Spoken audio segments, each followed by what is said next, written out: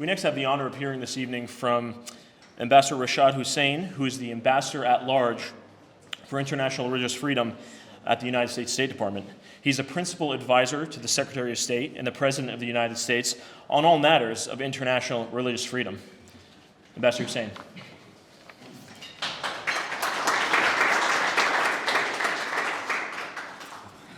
Good evening.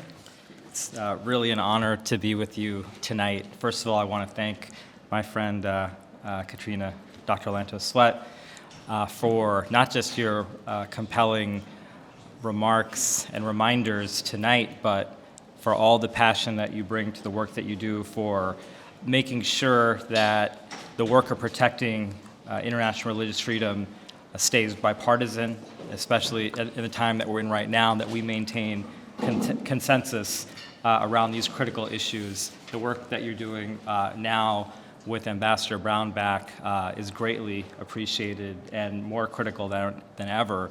And that's not even to mention your phenomenal tenure as the chair of USERF, which continues to be a great partner for us. So thank you so much. And one of the reasons I'm excited to be here and have been looking forward to tonight is because when you have an organization like In Defense of Christians and the leadership that you have here, we have an opportunity to engage with people that every time we speak to one another, the sincerity and the passion that you bring to the work is palpable. And I really appreciate that. This is not just another job. This is something that you all believe in to your very core. And that's a commitment that I would like to believe that I share with all of you, from a young age. And it really is a pleasure to be able to wake up every day and to work with civil society partners like yourselves on critical issues to help people all around the world. Right now, the work that you're doing in the Middle East in particular is more important than ever. The work of protecting religious communities, the ancient and diverse communities that have been there, including Christian communities, to ensure that they are protected, that they have the right to practice their faith, that they are firmly rooted, and that they thrive in their ancestral homelands is now more critical than ever. And as Katrina mentioned, we've got one Christmas tree here, and the beautiful tree that I saw on the drive here outside the White House. It's a reminder of the holiday season, one of my most favorite times of the year. And I speaking to my kids who are getting ready to go on their Christmas break, they're all excited as well to be able to spend some time, as part of this festive season, and to honor the traditions that we've honored for so long in the United States, which is home, of course, to communities of so many different faiths. But in this time of the year, in particular, we take time to honor our Christian brothers and sisters, and that's something that we look forward to every single year. I can remember as a student when I would have the opportunity to sit in rooms like this, even or visit Washington, or have speakers come in that were working in the government. I remember taking very seriously what I felt was an obligation, which is, if I'm talking to somebody from my government, I felt an obligation to make sure that I'm speaking up for people that don't necessarily have a voice. And I remember being very determined in my advocacy. And so now, as somebody that's in government, I take very seriously the responsibility not only to work on those issues, but to meet with our civil society partners, to hear your inputs, to take them very seriously, to be humble about the fact that we often get things wrong, and we have to do better as people that are serving the people and people that are in government. So we're always looking to try to find ways to improve, to sharpen our advocacy, to make sure that we're not overlooking any single person anywhere in the world that may be being persecuted. And so it really is of great benefit that we have the opportunity to work alongside you and to benefit from your expertise and your knowledge and your insights. When I first came in to government around 2008, I came in as an attorney, and I was working in the White House counsel's office, but then had the opportunity to get involved in international affairs work, and specifically I began working as the envoy to the Organization of Islamic Cooperation. And one of my first assignments, actually it was the first assignment that I had on the job, was to work on a resolution that was passed by the OIC at the UN every year on the so-called defamation of religions. And while this resolution we thought was ostensibly well-intentioned, it sought to prevent discrimination against Muslim communities around the world. It sought to try to prevent the what they call defamation of venerable figures in Islam. The impact that it had was it was providing support or sanction to laws that supported criminalization of speech around the world.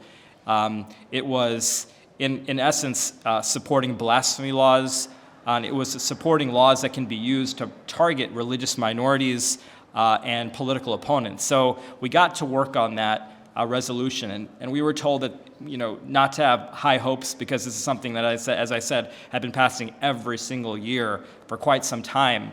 But when I began to work with OIC countries, I tried to use very real examples and sitting down and talking to every one of them.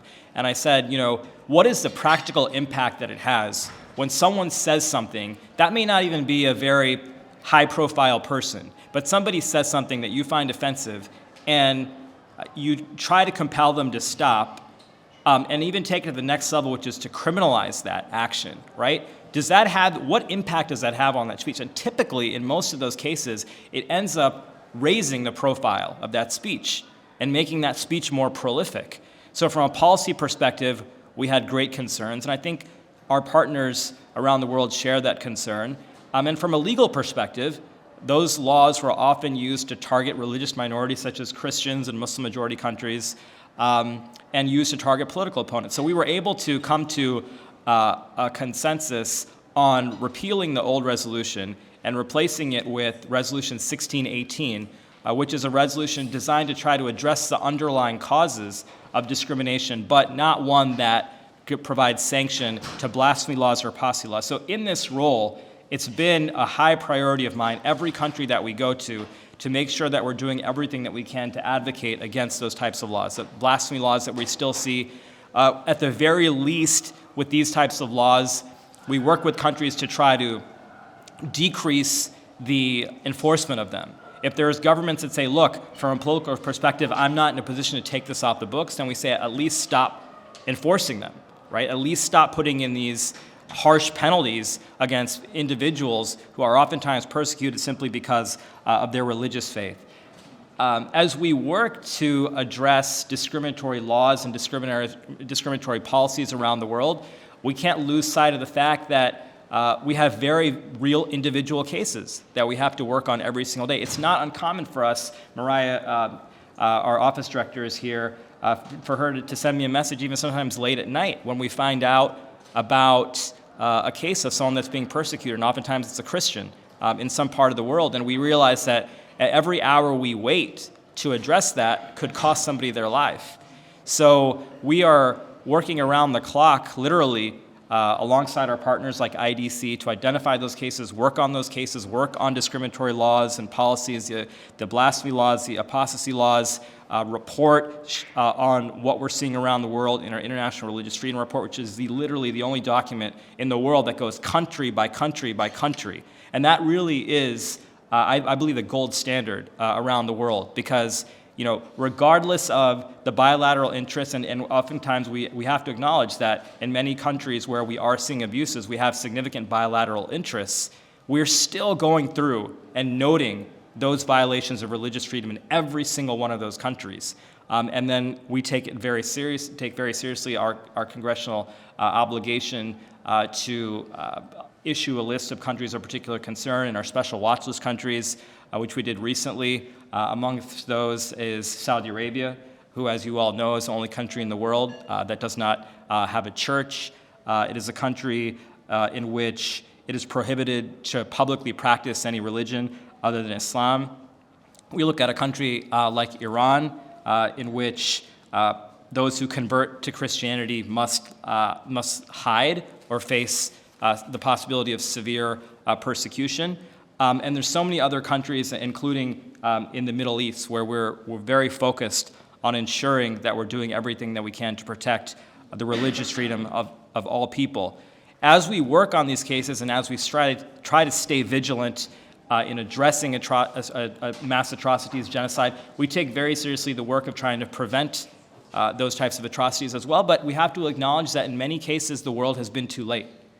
And when we're talking about the Middle East, we don't have to look too far back to remember that lesson.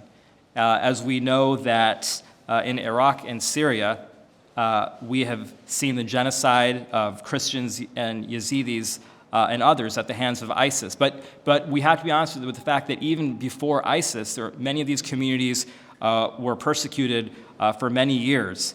And so we're working together with civil society, with our government partners to advocate for and support genocide recovery. We're calling for accountability for genocide and atrocities that occurred.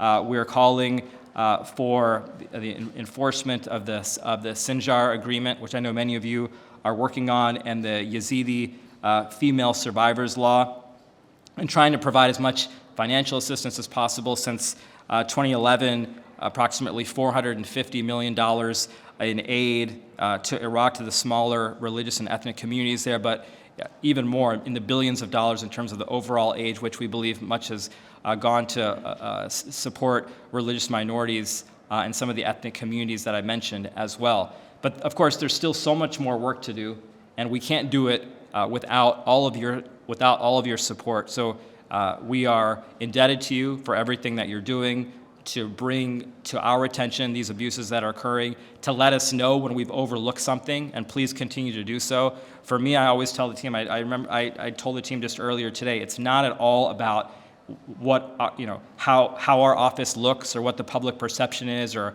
whether we're getting called out. That is not what it's about. What it's about is helping people around the world and making sure that we're advancing the ball on religious freedom issues, whatever it takes.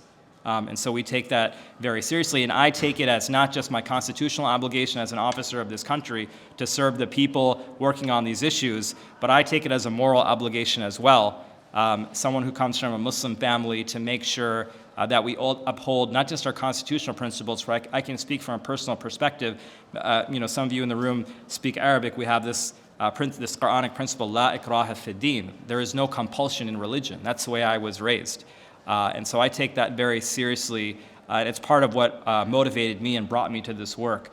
And I pledge to you that we will do everything that we can, everything I can do in my power and everything our office can do in our power to work with you to protect persecuted people around the world and to try to prevent harm to all religious communities, including Christian communities, as we work alongside of you. So thank you very much again for everything that you're doing and for allowing us to spend some time with you today, and we look forward to continuing our partnership.